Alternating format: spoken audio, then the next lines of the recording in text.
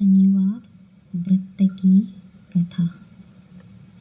जय शनिदेव, शनि महाराज की जय हो। आज शनिवार वार है। शनिवार के दिन शनिदेव की पूजा की जाती है और शनिदेव को खुश करने के लिए उनकी कथा की जाती है। आइए हम शनिवार की व्रत कथा करते हैं। एक समय स्वर्गलोक में सबसे बड़ा कौन के प्रश्न पर 9 ग्रहों में वाद विवाद हो गया। वाद विवाद इतना बढ़ा कि परस्पर भयंकर युद्ध की स्थिति बन गई। निर्णय के लिए सभी देवता देवराज इंद्र के पास पहुंचे और बोले, हे देवराज, आपको निर्णय करना होगा कि हम में से बड़ा कौन है। देवताओं का प्रश्न सुनकर देवराज इंद्र उलझन में पड़ गए।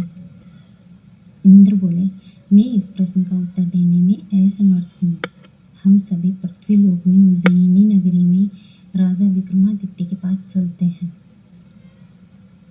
देवराज इंद्र सहित सभी ग्रह देवता उज्जयिनी नगरी पहुंचे। महल पहुंचकर जब देवताओं ने उनसे अपना प्रश्न पूछा तो राजा विक्रमादित्य भी कुछ देर के लिए परेशान हो गए, क्योंकि सभी देवता अपनी अपनी शक्तियों के कारण महान थे। किसी को भी छोटा या बड़ा कह देने से उनके क्रोध के प्रकोप से भयंकर हानि पहुंच सकती थी। अचानक ही राजा विक्रमादित्य को एक उपाय सूझा और उन्होंने विभिन्न धातु स्वर्ण, रजत, चांदी, कांसा, ताम्र यानी कि तांबा, सीसा, रागर, जस्ता, अभ्रक, लोहे के 9 आसन बिछवाए।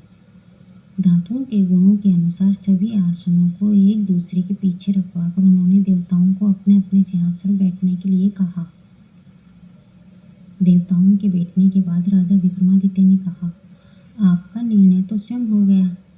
जो सबसे पहले सिंहासन विराजमान है वही सबसे बड़ा है। राजा विक्रमादित्य के निर्णय को सुनकर शनि देवता ने सबसे पीछे आसन पर बैठने के कारण अपने को छोटा जानकर क्रोधित होकर कहा, राजा विक्रमादित्य, तुमने मुझे सबसे पीछे बैठाकर मेरा अपमान किया है। तुम मेरी शक्तियों से परिचित नहीं हो। मैं तुम्हारा सर्वनाश कर दूंगा। शनि ने कहा, सूर्य एक राशि पर 1 महीने, चंद्रमा 2.25 दिन, मंगल 1.5 महीने, बुध और शुक्र 1 महीने, बृहस्पति 13 महीने रहते हैं, लेकिन मैं किसी राशि पर 7.5 वर्ष 7.5 तक रहता हूँ। बड़े बड़े देवताओं को मैंने अपने प्रकोप से पीड़ित किया है। राम को 7.5 के कारण ही वन में जाकर रहना पड़ा। रावण को 7.5 के कारण ही युद्ध में मृत्यु का शिकार बनना पड़ा।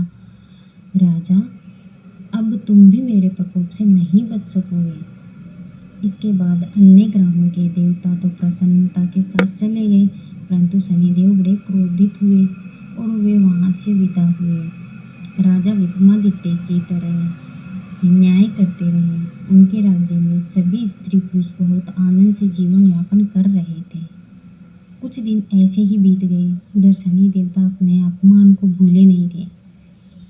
विक्रमादित्य से बदला लेने के लिए एक दिन शनिदेव ने घोड़े के व्यापारी का रूप धारण किया और बहुत से घोड़ों के साथ उज्जैनी नगरी में पहुंचे। राजा विक्रमादित्य ने राज्य में किसी घोड़े के व्यापारी के आने का समाचार सुना तो अपने अश्वपाल को कुछ घोड़े खरीदने के लिए भेजा। घोड़े बहुत ही कीमती थे। अश्वपाल ने जब वापस लौटकर इस संबंध में बताया तो राजा विक्रमादित्य ने स्वयं आकर एक सुंदर व शक्तिशाली घोड़े को पसंद किया। घोड़े की चाल देखने के लिए राजा उस घोड़े पर सवार हुए तो वह घोड़ा बिजली की गति से दौड़ पड़ा। तेजी से दौड़ता घोड़ा राजा को दूर एक जंगल में ले गया। फिर राजा को वहां गिराकर जंगल में ही कहीं गायब हो गया।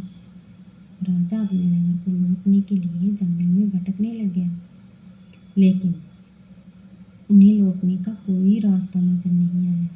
राजा को भूख प्यास लगने लगी। बहुत घूमने पर उन्हें एक चरवाहा मिला। राजा ने उससे पानी मांगा। पानी पीकर राजा ने चरवाहे को अपनी अंगूठी दे दी। फिर उससे रास्ता पूछकर वह जंगल से निकलकर पास के नगर में पहुंच गए। राजा ने एक सेठ की दुकान पर बैठकर कुछ देर आराम किया। उस सेठ ने राजा से बातचीत की तो राजा ने उसे बताया कि मैं उज्जैनी नगरी से आया हूँ। राजा के कुछ देर दुकान पर बैठने से सेठ जी की बहुत बिक्री हुई। सेठ ने राजा को बहुत भाग्यवान समझा और खुश होकर उसे अपने घर भोजन के लिए ले गए। सेठ के घर में सोने का एक हार खूंटी पर लटका हुआ था। राजा को उस कमरे में छोड़कर सेठ कुछ देर के लिए बाहर गया। तभी एक आश्चर्यजनक घटना घटी। राजा के देखते देखते सोने के उस हार को खूंटी ही निकल गई। सेठ ने कमरे में लौटकर हार को गायब देखा तो चोरी का संदेह राजा पर ही किया, क्योंकि उस कमरे में राजा ही अकेला बैठा था। सेठ ने अपने नौकरों से कहा कि इस परदेसी को रस्सियों से बांधकर नगर के राजा के पास ले चलो। राजा ने विक्रमादित्य से हार के बारे में पूछा तो उसने बताया कि उसके देखते देखते खूंटी ने ही हार को निगल लिया था। इस पर राजा ने क्रोधित होकर चोरी के आरोप में विक्रमादित्य के हाथ पांव काटने का आदेश दिया। राजा विक्रमादित्य के हाथ पांव काटकर उसे नगर की सड़क पर छोड़ दिया गया। कुछ दिन बाद एक तेली उसे उठाकर अपने घर ले गया और उसे अपने कोल्हू पर बैठा दिया। राजा आवाज़ देकर बैलों को हाँकता रहता। इस तरह तेली का बैल चलता रहता।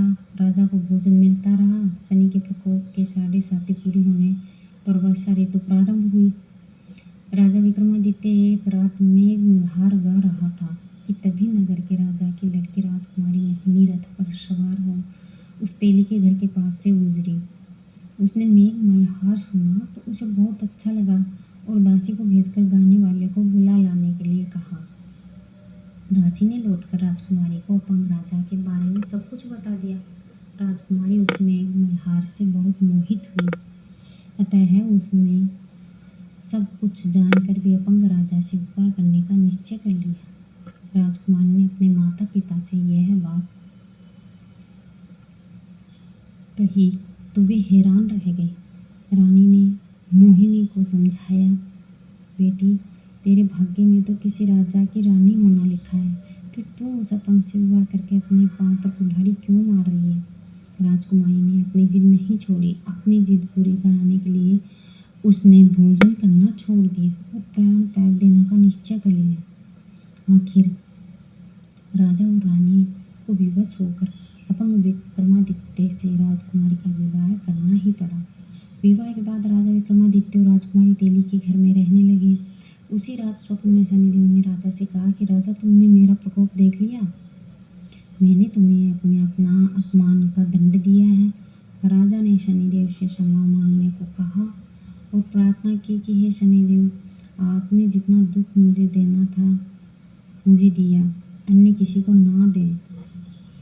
शनिदेव ने कुछ सोचकर कहा, राजा, मैं आपकी प्रार्थना स्वीकार करता हूँ। जो कोई स्त्री पुरुष मेरी पूजा करेगा, शनिवार को व्रत करके मेरी व्रत कथा सुनेगा, उस पर मेरी अनुकंपा बनी रहेगी। प्रातःकाल राजा विक्रमादित्य की नींद खुली तो अपने हाथ पांव देखकर राजा को बहुत ही खुशी हुई। उसने मन ही मन शनिदेव को प्रणाम किया।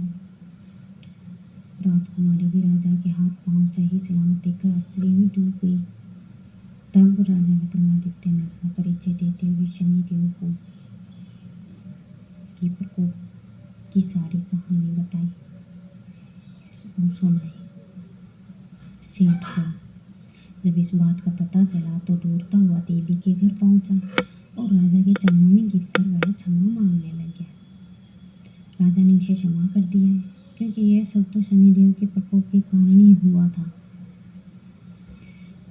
सेठ राजा को अपने घर ले गया और उसे भोजन कराया। भोजन करते समय वहाँ एक आश्चर्यजनक घटना घटी। सबके देखते देखते उस खूंटी ने हार उगल दिया। सेठ जी ने अपनी बेटी का विवाह भी राजा के साथ कर दिया और वह उसे स्वर्ण आभूषण, धन आदि देकर राजा को विदा कर दिया। राजा विक्रमादित्य, राजकुमारी मोहिनी और सेठ की बेटी के साथ उज्जैनी पहुँचे तो नगरवासियों ने हर्ष से उनका स्वागत किया। अगले ही दिन राजा विक्रमादित्य ने पूरे राज्य में घोषणा कराई कि शनिदेव सब देवों में सर्वश्रेष्ठ है। प्रत्येक स्त्री पुरुष शनिवार को उनका व्रत करे और व्रत कथा अवश्य ही सुननी चाहिए। राजा विक्रमादित्य की घोषणा से शनिदेव प्रसन्न हुए। शनिवार को व्रत करने और व्रत कथा सुनने के कारण सभी लोगों की मनोकामनाएं शनिदेव की अनुकंपा से पूरी होने लगी। सभी लोग आनंदपूर्वक रहने लगे। बोली शनिदेव महाराज की जय हो। अब हम कथा हमारी यहाँ पे पूरी हो जाती है। अब हम शनिदेव की व्रत आरती सुनेंगे।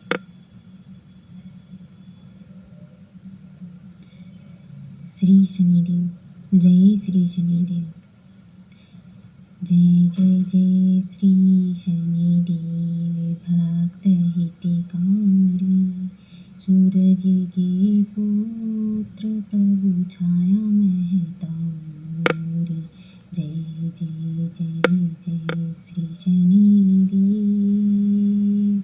श्याम अंग वक्र दृष्ट चतुर भुजाधारी, नीलांबर धारी लोथे गज की अश्वारी।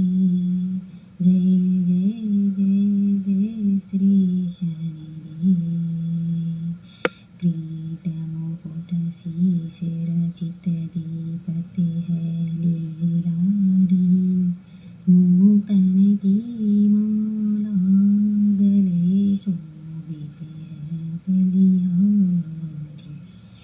जय जय जय जय श्री शनिदेव, मोदक मिष्ठान पान चढ़ते हैं सुपारी, लोहा तिल तिल उड़द महिषी अति प्यारी। जय जय जय श्री शनिदेव, देवी धनुज ऋषि मुनि सुमिरने नर नारी, विश्वनाथ धरत ध्यान शरण है तुम्हारी। जय जय जय जय श्री शनिदेव, जय जय जय श्री शनिदेव। बोली शनिदेव की जय हो। शनिदेवता भगवान की जय हो। जय जय श्री शनिदेव।